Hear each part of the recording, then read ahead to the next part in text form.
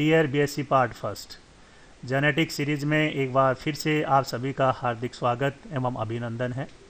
आज के ई lecture Mendelian genetics part third में हम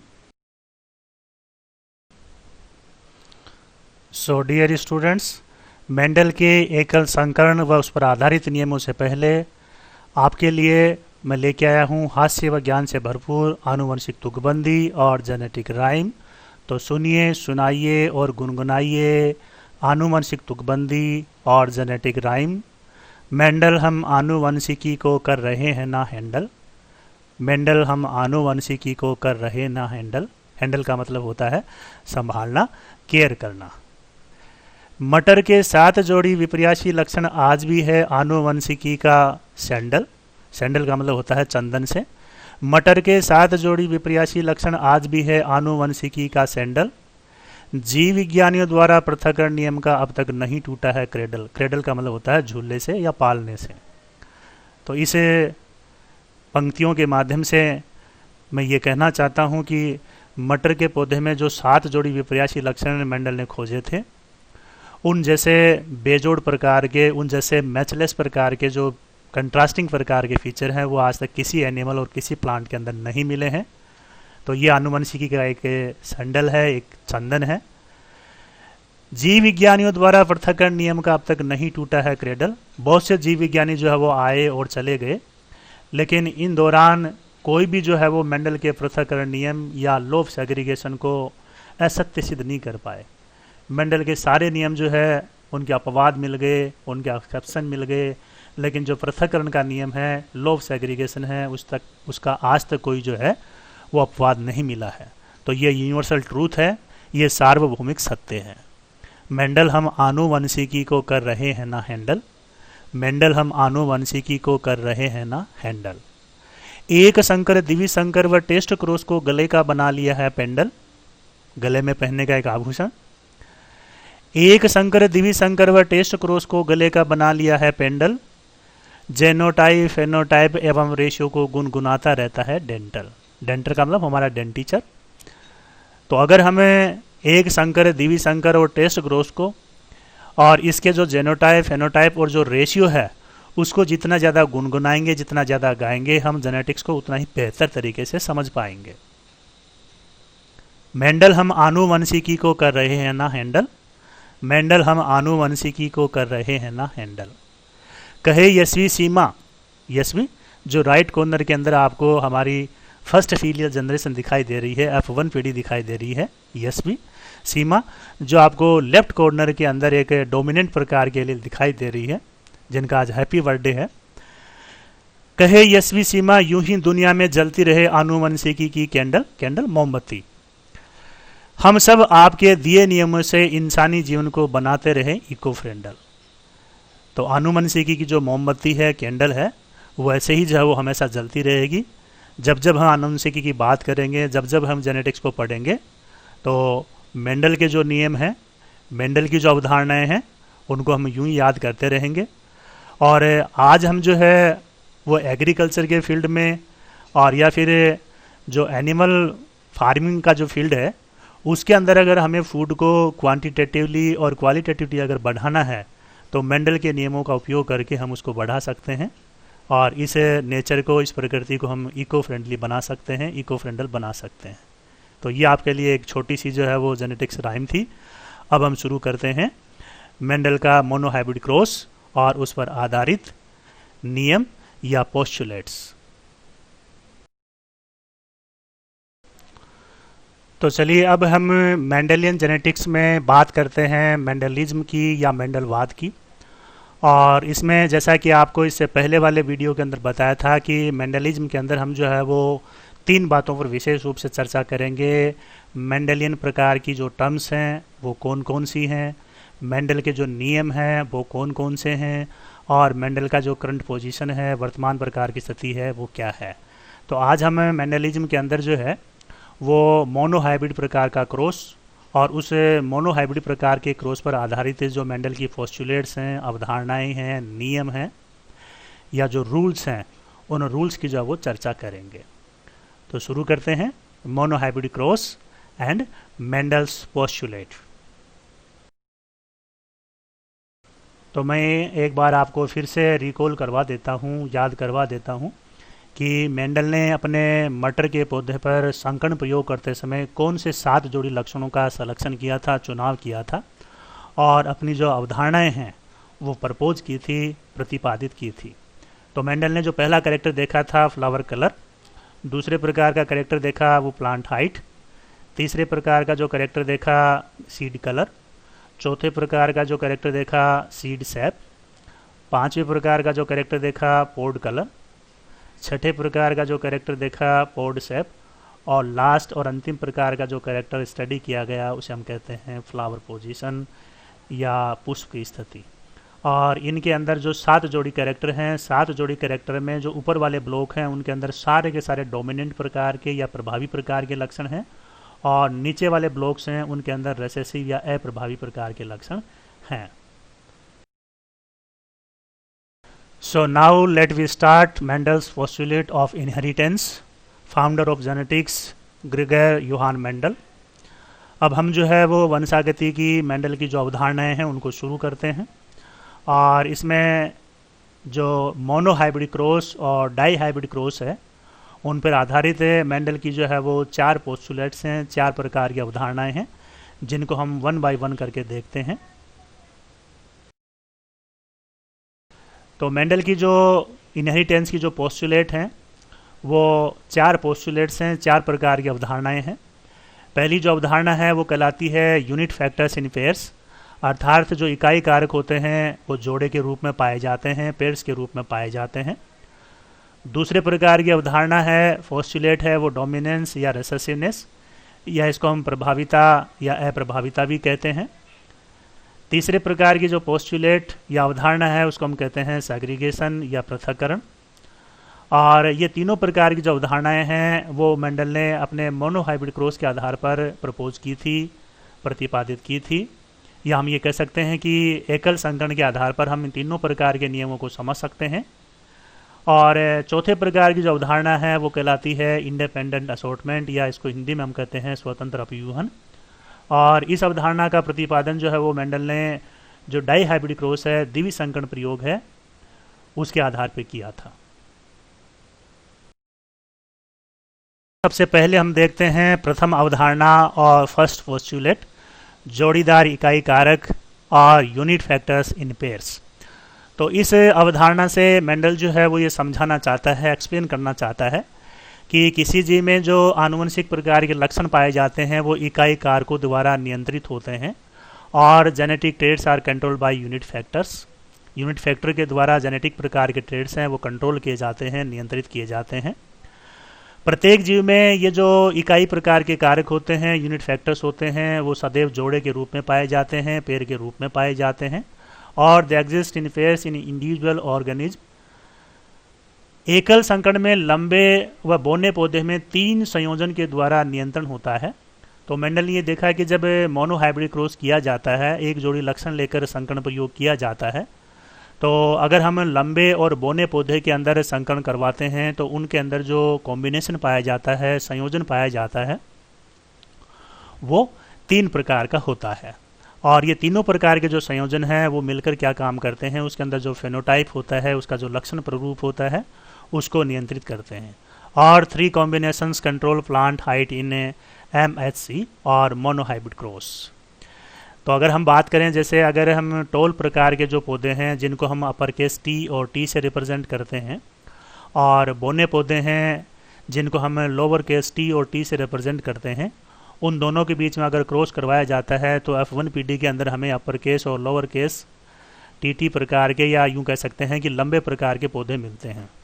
और फिर इनसे जब हम F2PD प्राप्त करते हैं तब हमें ये तीनों प्रकार के कॉम्बिनेशन, तीनों प्रकार के संयोजन मिलते हैं, जिनमें 2 प्रकार के संयोजन upper case TT, upper case lower case TT, ये तो जो लंबेपन का गुण होता है उसको कंट्रोल करते हैं, और लोअर केस जो T और T होते हैं वो बोनेपन का जो करेक्टर होता है उसको कंट्रोल करते हैं।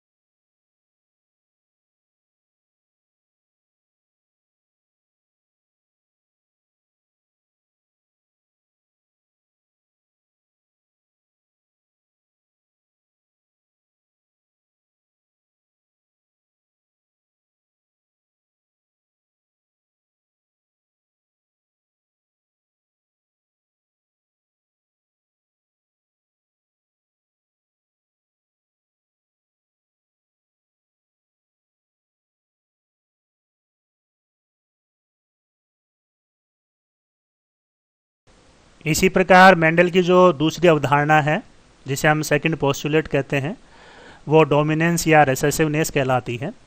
और मेंडल ने ये देखा है कि जब एक जोड़ी कारकों में एक जोड़ी लक्षण वाले पौधों के अंदर संकरण करवाया जाता है, तो जो F1 पीढ़ी होती है, उस F1 पीढ़ी के अंदर दो असमान इकाई कारकों द्वारा एक लक्षण जो है उसका नियंत्रण होता है या एक लक्षण जो है वो बनता है। So two unlike unit factors make a single trait in a single individual, अर्थात जो सिंगल प्रकार के इंडिविजुअल होता है उसके अंदर दो असमान प्रकार के जो यूनिट फैक्टर्स होते हैं वो एक सिंगल ट्रेट को बनाते हैं, एक एकल लक्षण को बनाते हैं। एक इकाई कारक का दूसरे पर प्रभावी होना, तो मेंडल ये कहते हैं कि इस F1 पीढ़ी के अंदर जो एक इकाई कारक होता है वो दूसरे इकाई कारक के ऊपर प्रभावी होता है। एक जो यूनिट फैक्टर होता है वो दूसरे यूनिट फैक्टर के ऊपर और प्रभावी या डोमिनेंट होता है। तो जो F1 पीढ़ी में यूनिट फैक्टर अपने आप को एक्सप्रेस करता है, अभिव्यक्त करता है, उसको तो हम डोमिनेंट प्रकार का ट्रेट कहते हैं या डोमिनेंट प्रकार का जो है वो फैक्टर कहते हैं। और ये जो घटना है वो डोमिनेंस कहलाती है या प्रभाविता कहलाती है। So trait express in F1 is dominant unit factor, उसे हम जो है वो डोमिनेंट यूनिट फैक्टर कहते हैं। और F1 में जो यूनिट फैक्टर अपने आप को अभिव्यक्त नहीं कर पाता है, एक्सप्रेस नहीं कर पाता है, उसको हम अप्रभावी प्रकार का फैक्टर कहते हैं। और ये जो घटना है, फिनोमेनन है, वो क्या कहलाती है? रिसेसिवनेस कहलाती है। और trait unexpressed in F1 is a recessive unit factor, या हम ये कह सकते हैं कि जो F1 के अंदर ट्रेट या लक्षण या यूनिट कारक जो अपने आप को अभिव्यक्त नहीं कर पाता है उसे हम रिसेसिव प्रकार का यूनिट फैक्टर कहते हैं। तो देखिए मेंडल का प्रभाविता का जो नियम है, पोस्टुलेट है, उसको समझने के लिए राइट साइड के अंदर जो डायग्राम है वो आप देखिए कि जो मटर का पौधा है उसके अंदर दो प्रकार के फ्लावर हैं। एक पर्पल प्रकार के फ्लावर हैं जिनका जेनोटाइप या जिसका आनुवंशिक संगठन हमने जो है वो अपर केस R और R के रूप में रिप्रेजेंट किया है। और दूसरा जो है वो वाइट प्रकार के फ्लावर हैं जिनका जेनोटाइप हमने जो है वो लोअर केस R और R के रूप में रिप्रेजेंट किया है। और इन दोनों जनकों के बीच में जब हम क्रॉस करवाते हैं, संकरण करवाते हैं, तो हमें F1 जनरेशन या फर्स्ट फीलियल जनरेशन मिलती है। और इस फर्स्ट फीलियल जनरेशन के अंदर जो है वो आप देख रहे हैं कि जो पर्पल कलर है वो आपको दिखाई दे रहा है। और इसके अंदर जो पर्पल प्रकार का कलर है वो जो अपर केस प्रकार का जो R है उसकी वजह से दिखाई देता है। तो यहाँ हम ये कह सकते हैं कि जो अपर केस R जो है वो अपने आप को पहली पीढ़ी के अंदर प्रकट होने देता है और जो लोअर केस प्रकार का जो R है उसको प्रकट नहीं होने देता है। तो ये जो घटना है वो क्या कहलाती है? प्रभाविता कहलाती है। और मेंडल का ये नियम क्या कहलाता है? प्रभाविता का नियम कहलाता है या पोस्टुलेट ऑफ डोमिनेंस कहलाता है।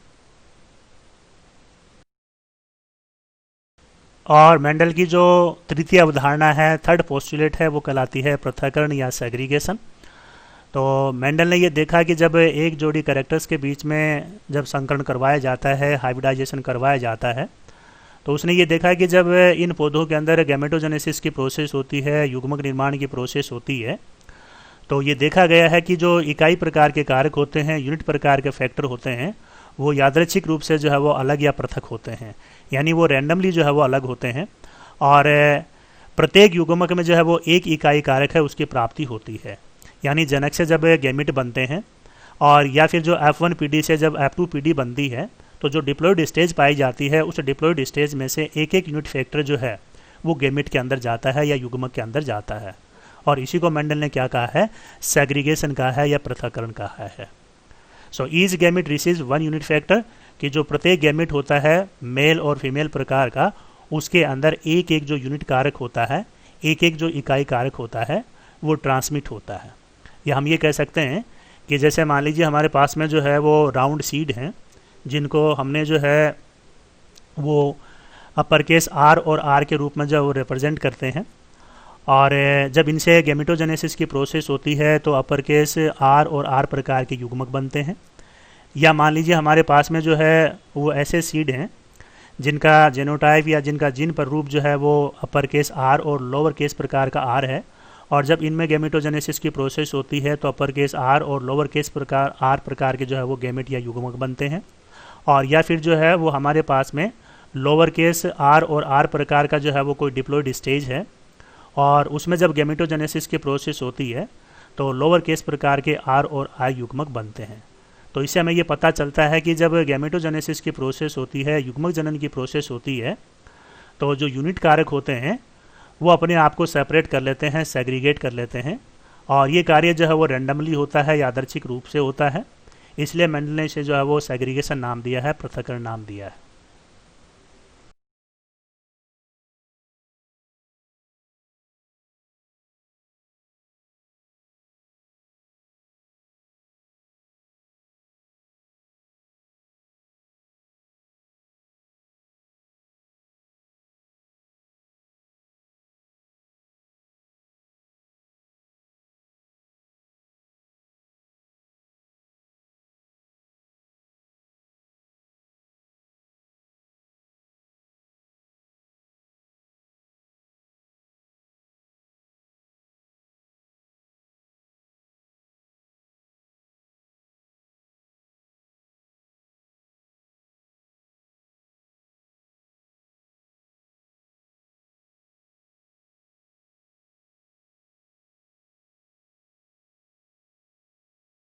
और ये एक जो है वो मोनो हाइब्रिड आधारित एक जो है वो F2PD का जो है वो फिनोटाइप और जेनोटाइप है, और उसके अंदर जो फेनोटाइप और जेनोटाइपिक प्रकार का जो रेशियो है उसको जो है वो रिप्रेजेंट करता है।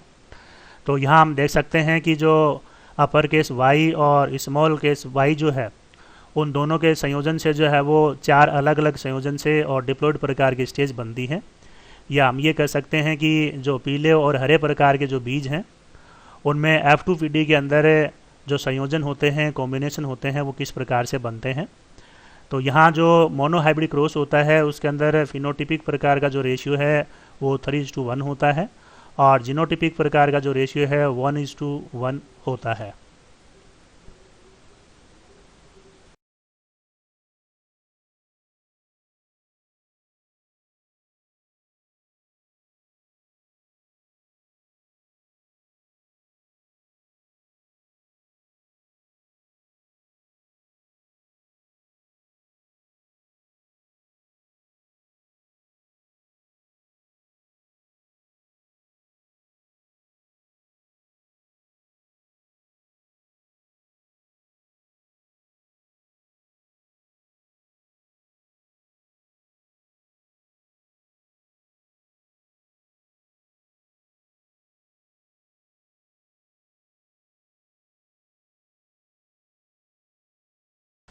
यह है डायग्रामेटिक प्रकार का प्रेजेंटेशन है। उसके अंदर मेंडल ने जो है ये समझाने का प्रयास किया है कि जो मोनोहाइब्रिड प्रकार का क्रॉस होता है, उस मोनोहाइब्रिड क्रॉस में अगर हमें ऐसा कोई जो है वो ऑर्गेनिज्म मिलता है, ऐसा कोई प्लांट मिलता है, और जिसमें हम ये देखना चाहते हैं कि वो अपने गुण के लिए, अपने ट्रेट के लिए जो है वो होमोजाइगस प्रकार का है या हेट्रोजाइगस प्रकार का है, तो उसका पता लगाने के लिए मेंडल ने जो है वो टेस्ट क्रॉस किया था। और टेस्ट क्रॉस में जो है वो हम क्या करते हैं कि जो F1PD होती है, उस F1PD का क्रॉस हम जो रेसेसिव प्रकार का पेरेंट होता है उसके साथ में करवाते हैं, और इससे हमें क्या होगा कि जो अज्ञात प्रकार का जेनोटाइप है उस अज्ञात प्रकार के जेनोटाइप का पता लगा सकते हैं। तो अगर जो है वो आप डायग्राम के अंदर देखिए कि प्रभावी प्रकार का जो है वो फेनोटाइप है, और अज्ञात प्रकार का अगर जेनोटाइप है जिसको हमें अपर केस P और P या फिर अपर केस और लोअर केस P और P के रूप में रिप्रेजेंट करते हैं, दोनों ही कंडीशन के अंदर प्रभावी प्रकार का फेनोटाइप जो है वो दिखता है। और इसका जो है वो अगर हम जो है वो क्रॉस करवाएं अप्रभावी फेनोटाइप प्रकार के प्लांट से, या लोअर केस प्रकार का जो जेनोटाइप है, रेसेसिव प्रकार का जो जेनोटाइप है, तो हमें पता चलता है कि अगर जो है वो होमोजाइगस प्रकार का डोमिनेंट है, तब तो इस अगली पीढ़ी के अंदर सभी प्रकार के जो फ्लावर होते हैं वो पर्पल कलर के होते हैं। लेकिन अगर जो है वो अपने प्रॉपर्टी के लिए, अपने ट्रेट के लिए, अपने लक्षण के लिए अगर ये हेट्रोजाइगस प्रकार का होता है, तो हमें उस पीढ़ी के अंदर 50% जो है वो पर्पल प्रकार के फ्लावर प्राप्त होते हैं, और 50% जो है वो वाइट या श्वेत प्रकार के जो है वो फ्लावर प्राप्त होते हैं। तो इस टेस्ट से हम जो है वो ये पता लगा सकते हैं कि अगर हमें किसी ऑर्गेनिज्म का, किसी प्लांट का अगर जेनोटाइप नहीं पता है, तो उसका जेनोटाइप पता लगाने के लिए हम जो है वो टेस्ट क्रॉस करते हैं या जांच परीक्षण करते हैं। चलिए लास्ट में अब हम देख लेते हैं प्रश्नोत्तरी। तो पहला सवाल है, मेंडल की कौन सी अवधारणा एकल संकरण से सिद्ध नहीं हो सकती। तो एकल संकरण से मेंडल की 3 पोस्टुलेट जो है उनको हम सिद्ध कर सकते हैं, प्रूव कर सकते हैं। लेकिन जो इंडिपेंडेंट असॉर्टमेंट होता है, उस इंडिपेंडेंट असॉर्टमेंट को, या फिर हम ये कह सकते हैं स्वतंत्र अपव्यूहन के नियम को, और मेंडल के मोनोहाइब्रिड क्रॉस से प्रूव नहीं कर सकते। तो इसका जो सही आंसर है वो है स्वतंत्र अपव्यूहन या इंडिपेंडेंट असॉर्टमेंट। दूसरा सवाल, मेंडलानुसार एकल संकरण में जीन प्ररूप व लक्षण प्ररूप क्या होगा? जीनोटाइप और फेनोटाइप जो है वो क्या होगा मोनोहाइब्रिड क्रॉस के अंदर? तो ये अभी हमने देखा कि जो जीनोटाइप होता है वो तो 1:1 होता है, और जो फेनोटाइप होता है वो 3:1 होता है। तो इसका जो सही आंसर है वो क्या है? 1:1 जो है वो जीनोटाइप और 3:1 फेनोटाइप होता है। तीसरा सवाल, टेस्ट क्रॉस क्यों किया जाता है? तो टेस्ट क्रॉस जो है वो किस लिए किया जाता है कि अगर हमें अज्ञात प्रकार का जो जेनोटाइप है उसका अगर पता लगाना है, उसको फाइंड आउट करना है, उसको फिगर आउट करना है, तो उसके लिए हम क्या करते हैं? टेस्ट क्रॉस करते हैं। तो इसका जो सही आंसर है, अज्ञात जेनोटाइप का पता लगाने के लिए हम टेस्ट क्रॉस करते हैं, अदरवाइज हमें टेस्ट क्रॉस की आवश्यकता नहीं पड़ती है। अगला सवाल, एकल संकरण में टेस्ट क्रॉस का प्रतिशत क्या होगा? मोनोहाइब्रिड क्रॉस है, उसमें जो टेस्ट क्रॉस है उसका परसेंटेज क्या आएगा? तो ये डिपेंड इस बात पे करेगा कि जो हमें हाइब्रिड जो प्लांट ले रहे हैं या जो ऑर्गेनिज्म ले रहे हैं वो अपनी जो है वो प्रॉपर्टी या ट्रेड के लिए वो डोमिनेंट है, और या फिर होमोजाइगस है या हेट्रोजाइगस है, इस पर डिपेंड करेगा। तो हम ये कह सकते हैं कि या तो 100% प्रभावी होगा, या फिर 50% प्रभावी होगा और 50% अप्रभावी होगा। तो 100% प्रभावी तो वो कब होगा? जब उसके अंदर जेनोटाइप किस प्रकार का होगा? डोमिनेंट होमोजाइगस प्रकार का होगा। और 50% प्रभावी और 50% अप्रभावी कब होगा? जब वो अपने ट्रेट के लिए, अपने लक्षण के लिए जो वो हेट्रोजाइगस प्रकार का होगा।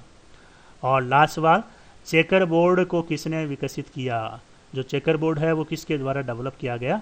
तो ये सबसे पहले जो है वो आर.सी. पुन्नट के द्वारा डेवलप किया गया था कि जो F2PD होती है उस F2PD के अंदर और प्रोबेबल प्रकार का जो जेनोटाइप होता है, प्रोबेबल प्रकार के जो ट्रेड्स होते हैं, उनको ज्ञात करने के लिए हम जो वो चेकर बोर्ड बनाते हैं या पुन्नट स्क्वायर बनाते हैं।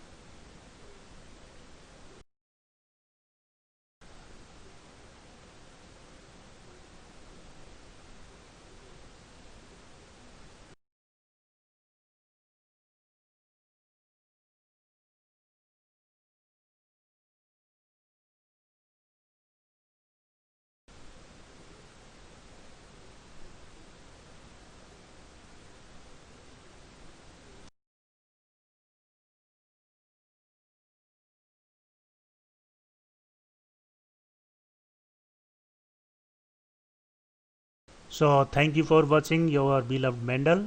Thanks a lot.